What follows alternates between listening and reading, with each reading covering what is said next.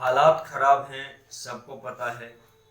कब सुधरेंगे किसी को नहीं पता। आज बचे हैं, सबको पता है, और कल तक बचे रहेंगे किसी को नहीं पता। आज क्या कर रहे हैं फिर भी पता है, पर कल क्या करेंगे किसी को नहीं पता। आज दवा नहीं है, सबको पता है। कब तक दवा बनेगी किसी को नहीं पता, और अगर बन भी गई तो हमें कब मिलेगी किसी को नहीं पता।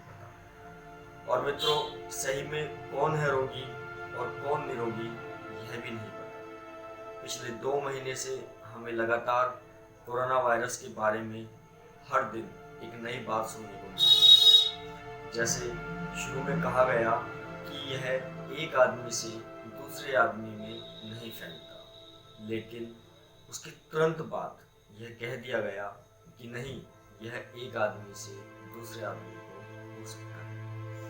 उसके बाद कहा गया कि एक्रोबैट काइंड ऑफ इन्फेक्शन है, लेकिन उसके तुरंत बाद कह दिया कि यह एयर के थ्रू भी ट्रेवल करता है।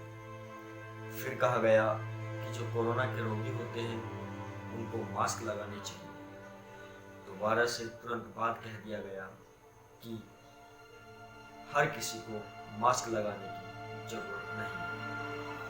फिर बोला गया कि कोरोना संक्रमित व्यक्ति को यह लक्षण हो सकते हैं। दोबारा तुरंत बाद कह दिया गया कि नहीं, ये जरूरी नहीं है कि कोरोना संक्रमित व्यक्ति को ये निम्न लक्षण हो। तो कहने का मतलब यह है कि आज 2 महीने बाद भी पूरा विश्व मिलकर भी कोरोना के बारे में एक राय नहीं बना पाया है।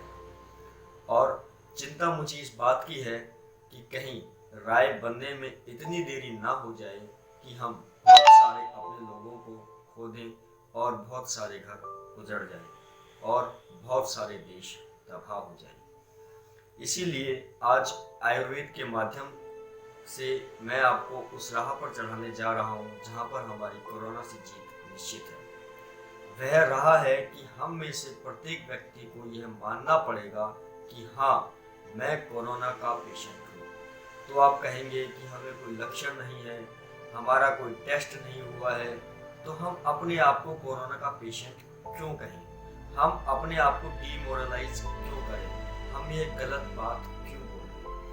तो नंबर 1, लक्षण नहीं है तो मैं आपको बताना चाहूँगा कि ICMR बोलती है कि कोरोना जिनके पॉजिटिव टेस्ट आए हैं उनमें से भी 70 से 80% लोग ऐसे होते हैं जिनको कोई लक्षण नहीं होता है। नंबर 2, टेस्ट की बात। तो टेस्ट की ऑथेंटिसिटी आज तक प्रूव नहीं हो पाई है। किसी का पॉजिटिव आता है तो किसी का नेगेटिव आता है। यदि 1 लाख टेस्ट भी रोज करें तो भारत की जनसंख्या के अनुसार पूरे देश के लोगों के टेस्ट करने में पूरे 37 साल लग जाएंगे। अगर आपका टेस्ट हो भी जाता है और वह नेगेटिव आ जाता है तो इसका यह मतलब नहीं है कि आप उम्र भर के लिए कोई सर्टिफिकेट जारी कर दिया गया है कि अब आपको कोरोना नहीं होगा। ऐसा भी हो सकता है कि जिस वक्त आपका टेस्ट किया गया था उस वक्त तक आप नेगेटिव हो और टेस्ट के 10 मिनट बाद ही आप किसी कोरोना ग्रसित व्यक्ति के संपर्क में आने की वजह से कोरोना संक्रमित हो जाए।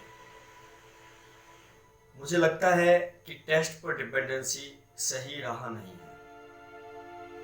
जब आप अपने आप को यह मानकर चलते हैं कि आप कोरोना पेशेंट हैं, तो आपको पहले 3 काम जो हर व्यक्ति कर सकता है, जिसका कोई भी शुल्क नहीं देना होता, वो आपको करने चाहिए। जैसे फिजिकल डिस्टेंसिंग का पालन करना, कुछ दिनों के लिए नहीं, कुछ महीनों के लिए नहीं, कुछ सालों तक आपको अपनी आदत में ये चीज़ शामिल करनी होगी। नंबर 2, जब भी आप बाहर जाएं और यहाँ तक कि जब आप घर पर भी रहें तो मास्क लगाकर रहें। तीसरी बात, हैंड वॉशिंग यानी हाइजीन को मेंटेन करने की आदत आपको डालनी होगी। और साथ ही साथ मुलेठी, तुलसी और गिलोय का काढ़ा बनाकर सुबह शाम लेना चाहिए। यह सारे काम एक तरह से आपके शरीर में इम्यूनिटी को डेवलप करेंगे और साथ ही साथ अगर आपको कोरोना होता भी है तो वह प्राइमरी स्टेज पर ही इन सब कामों की वजह से अपने आप खत्म हो जाएगा और बात वेंटिलेटर तक, हॉस्पिटलाइजेशन तक और डेथ तक नहीं पहुंचेगी। साथ ही साथ आपके परिवारजन भी परेशान नहीं होंगे और आपको भी परेशानी का सामना नहीं करना पड़ेगा। और अगर किसी कारणवश अगर आपको कोरोना के लक्षण अपने आप में महसूस होते हैं, जैसे सांस लेने में तकलीफ होना या बहुत ज़्यादा बुखार, तो आप जल्दी से जल्दी अपना टेस्ट करवाएं और हॉस्पिटलाइज हो जाएं।